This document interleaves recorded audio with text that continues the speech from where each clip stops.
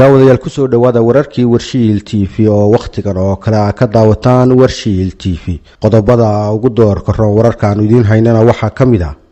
madaxweynaha Soomaaliya Maxamed Cabdilaahi Farmaajo oo xariga ka jiray dhismay iibsatay safaaradda Soomaaliya ee dalka maraykanka Soomaaliya oo diiday inay saxeexdo heshiis muhiim ah oo uu watay ururka IGAD heshiiskaasi oo dhigayay in la isku furo xuduudaha wadamada ku midoobay ururka IGAD gaar ahaan xoolo dhaqatada boostada Soomaaliya oo dib loo soo nooleynayo kadib burburkii Soomaaliya iyo dalka turkiga oo ballan qaaday maalgelinta boostada Soomaaliya shirweynihii labaad ee xisbiga mucaaradka ah ee wadani ayaa maanta si rasmi ah uga furmay magaalada Burco madaxweynaha Jabouti cumar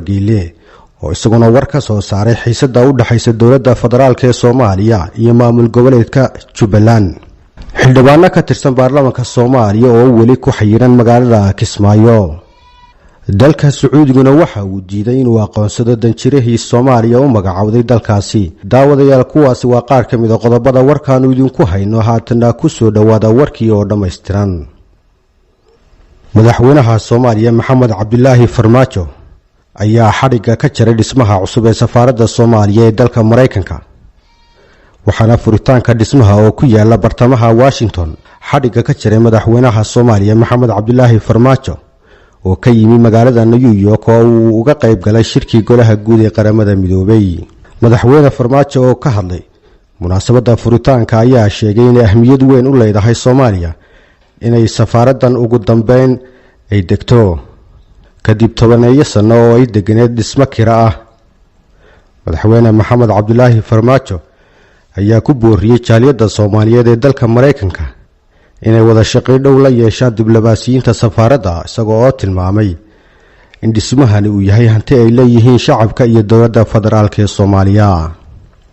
madaxweynaha ayaa muujiyay dadaalada ay dawladdu ku bixinayso soo celinta qabkii iyo sharaftii dadka Soomaaliyeed ay ku lahaayeen caalamka haatana la qorsheenayo si lamid ah talaabadan inay dawladdu ay dhameystiri doonto dhismaha iyo dayactirka safaarada kale oo Soomaaliya ay ku leedahay dalal kale madaxweyne Farmaajo ayaa kula dardaarmay diblomaasiyiinta Soomaaliyeed ee Washington inay si siman ugu adeegaan shacabka Soomaaliyeed si dhowna uga warqabaan guud ahaan jaaliyadda Soomaaliyeed ee dalka maraykanka muhiimna ay tahay inay ilaaliyaan midnimada iyo wadajirkooda waa markii ugu horeysay ee safaaradda Soomaaliya ee Washington ay degto dhismo ay Soomaaliya leedahay waxaanay hore ugu jirtay guri kiraa madaxweyne Farmaajo oo ka hadlayay munaasabada xariga lagaga jiray dhismaha cusub ee safaaradda Soomaaliya ee Washington looga iibiyay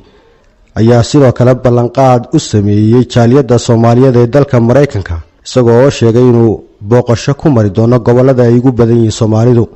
madaxweynaha ayaa sidoo kale carabaabay deegaanada uu booqan doono kuwaasi oo kala ah Minnesota, Ohio, Texas, Virginia iyo Toronto oo ah dalka Canada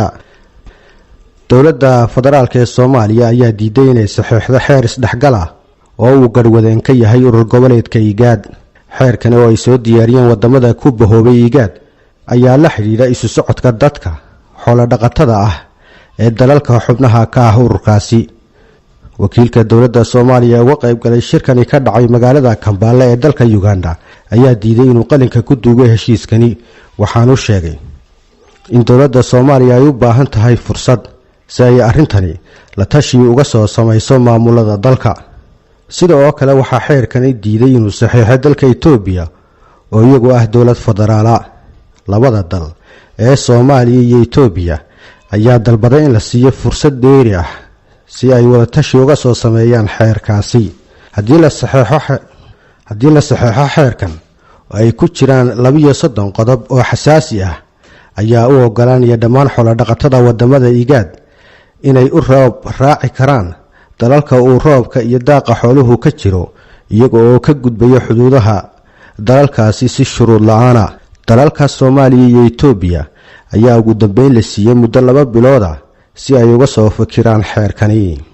wasiirka boostada isgaarsiinta iyo tiknoolajiyadda ee Soomaaliya injineer Cabdi Cashuur Xasan ayaa si rasmi ah uga codsaday boostada Turkiga inay gacan ka geystaan sidii loo soo nooleyn lahaa boostada dalka Soomaaliya oo gabi ahaanba ku burburtay dagaaladii sokeeye ee dalka ka dhacay wasiirka oo magaalada Geneva ee dalka Switzerland kula kulmay gudoomiyaha golaha maamulka iyo midowga boostooyinka ee adduunka ee magacooda loo soo gaabiyay UPU isla markaana ah gudoomiyaha boostada ee dalka Turkiga Mr. Kaynan ayaa ugu horeyn uga mahad celiyay dawladda iyo shacabka Turkiga taageerada hiilka iyo hoodaba leh ay la garab taagan yihiin dawladda iyo shacabka Soomaaliyeed tan iyo markii sanadkii 2011 dalka Soomaaliya booqasho ku yimid madaxweynaha dalkaasi Rajab Tayyip Erdogan wasiirka ayaa sheegay in waayo aragnimada iyo kalsoonida ay shacabka Soomaaliyeed ku qabaan waxqabadka dalka Turkiga ay ku dhiirigelisay inay codsigaasi u soo gudbiyaan isagoo intaasi ku daray inuu rajeynayo in boostada Turkigu uu wax kala qabto sidii loo soo nooleyn lahaa adeegaasi oo muhiim u ah dhaqaalaha dalka gaar ahaan waxyaabaha dalka ka dhoofaya gudoomiyaha boostada Turkiga ayaa ballan qaaday inay Soomaaliya kala shaqeyn doonaan sidii loo dhisi lahaa boosto casri ah iyagoo ka faa'iideysanaya waayo aragnimada iyo xiriirka diyaaradda Turkigu ay la leedahay adduunka si looga midhadhaliyo arrimahani waxay labada dal ay magacaabeen guddi farsamo oo ka soo shaqeyn doonta sidii iskaashi buuxa u dhaxmari lahaa labada booste ee Soomaaliya iyo Turkiga wasiirka boostada iyo isgaarsiinta ee Soomaaliya Mr. Cashuur ayaa waxa uu sheegay in haatan Soomaaliya ay dib ugu soo noqotay ururka boostooyinka ee adduunka isla markaana ay cod ku leedahay isagoo oo sheegay in boostada Soomaaliya ay qaadan doonto waqti badan madaxweynaha Jabouti Ismaaciil Cumar Geelle ayaa markii ugu horeysay ka hadlay khilaafka u dhaxeeya dawladda federaalka iyo maamulka Jubaland Ismaaciil Cumar Geelle ayaa tilmaamay in khilaafkan uu curyaamin karo horumarka dawladnimada iyo hiigsiga dadka Soomaaliyeed madaxweyne Geelle ayaa intaasi ku daray inay Jabouti ka qayb qaadanaysa xalinta xiisada siyaasadeed ee haatan ka dhaxaysa dawladda federaalka iyo maamulka Jubaland ugu dambeyn waxa uu madaxweyne Geelle ugu baaqay madaxda dawladda federaalka iyo kuwa dawlad goboleedka Jubaland inay muujiyaan isu tanaasul iyagoo u turaya danta guud ee dalka khilaafkani oo ka dhashay doorashadii dib loogu soo doortay Axmed Madoobe ayaa sii xogeystay kadib markii ay dawladda Soomaaliya xayiraad ku soo rogtay duulimaadyadii tagayay magaalada Kismaayo dhawaan xayiraadaasi oo weli saaran magaalada Kismaayo shirweynaha labaad ee xisbiga mucaaradka ah ee wadaniga ee Somaliland ayaa maanta si rasmi ah uga furmay magaalada Burco ee xarunta gobolka Togdheer shirweynaha xisbiga wadani ayaa waxaa ka soo qayb galay mas'uuliyiinta ugu sarsareeyay ee xisbigaasi oo uu hogaamiyo gudoomiyaha xisbiga mucaaradka ah ee wadani Cabdiraxmaan Maxamed Cabdullaahi Ciro madax ka socotay xisbiga UCID iyo kulmiye iyo mas'uuliyiin ka tirsan maamulka gobolka Togdheer shirkani ayaa iba furkiisa waxa lagu marti qaaday axsaabta dalka xukuumadda iyo qaar ka mid ah haldoorka kale ee bulshada shirkani oo socon doona muddo 2 cisho ayaa si weyn loo dhuganaya qodobada ka soo bixi doona shirweynaha xisbiga mucaaradka ah ee wadaniga ee Somaliland sidoo kale waxa xusid mudan in shirkani aanay ka dhacin wax doorasho ah haday tahay madaxda golaha dhexe iyo mas'uuliyiinta ugu sarreeya xisbiga dhanka kalena gudoomiyihii ku meel gaarka ah ee xisbiga wadani Cabdulqaadir Jirta ayaan isagu ka soo qayb galin shirkani waxaana la sheegay inuu khilaaf kala dhaxeeyo gudoomiyaha xisbiga arintaasi oo aan si rasmi ah uga hadal Cabdulqaadir Jirta iyo madaxda ama saraakiisha xisbiga wadani toona warar lagu kalsoonaan kara ayaa sheegaya in boqortooyada Sucuudigu ay diiday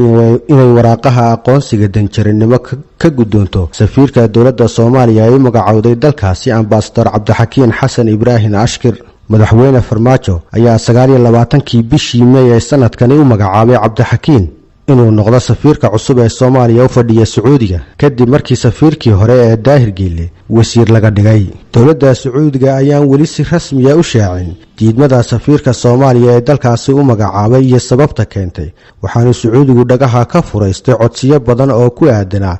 inay safiirka waraaqaha aqoonsiga danjarinimo ay ka gudoomaan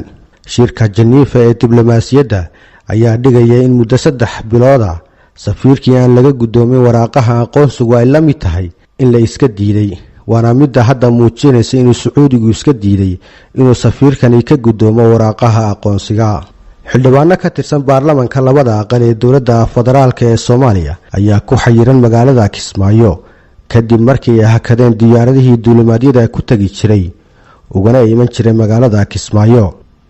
diyaaradihii magaalada Kismaayo aadi jiray iyo kuwii ka iman jiray ayaa wali hakad ku jira xilli dowladda federaalka ee Soomaaliya ay sheegtay inaysan jirin wax xayiraad ah oo lagu soo rogo diyaaradaha taga magaalada Kismaayo amaba ka yimaada. xildhibaanada ku xayiran magaalada Kismaayo oo u badan kuwa xidhiidh dhow la madaxweynaha Jubaland Sheekh Axmed Madoobe ayaa sheegay inay saameyn ku yeelatay xayiraadda saaran diyaaradaha Kismaayo taga. waxa ay sheegeen xildhibaanadani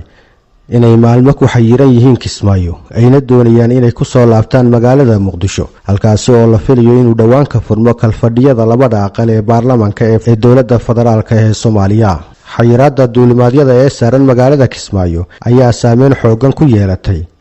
dadka ku nool xarunta kumeel gaarka ah ee maamulka Jubaland lamana oga